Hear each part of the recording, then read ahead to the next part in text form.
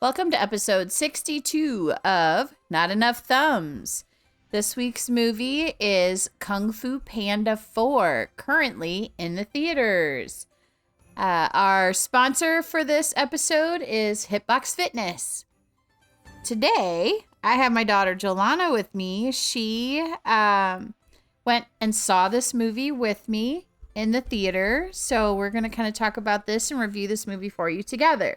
So, of course, this is the fourth in the Kung Fu Panda series. So what did you think about this movie overall, Jolana? It was funny.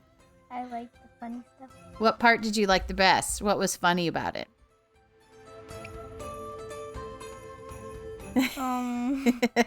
Where the helper of the panda guy, whenever the panda guy talked to her and the girl talked to him back, and it was funny. Okay.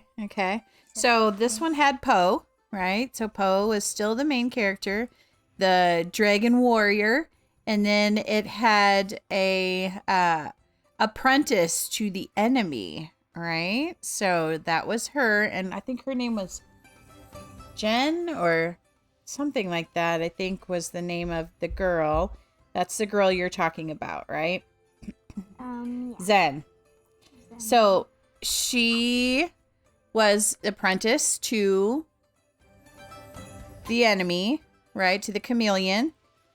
And she ended up turning against the chameleon and helping Po, right? Towards the middle of the movie, because she realized that the chameleon was only in it for herself. She didn't really care about her, right? She just wanted to get all of the power from all of the past warriors, right?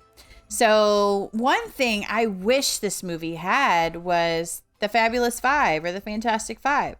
They weren't in it with Po. It was just Po. The other ones were gone on different adventures, is what Po said in this movie. At least you got to see some of them in the end. Yeah, he got to see a couple of them, didn't he? In the end. But they weren't really in it in the main part of the movie, which I enjoy the Kung Fu Panda movies with all of them together. I think that they all make a great group together fighting, right? Mm-hmm. So, the ending. What the ending kind of tell us? What'll be coming? A fifth one. So there is plans for Kung Fu Panda 5 to come out in the future. So I'm not sure when that's going to come out, but they definitely set it up for a fifth Kung Fu Panda. So my hope is that the Fantastic Five will be in the action again with Po in 5. And it makes sense to have the 5 in 5. Anything else about the movie that stood out to you?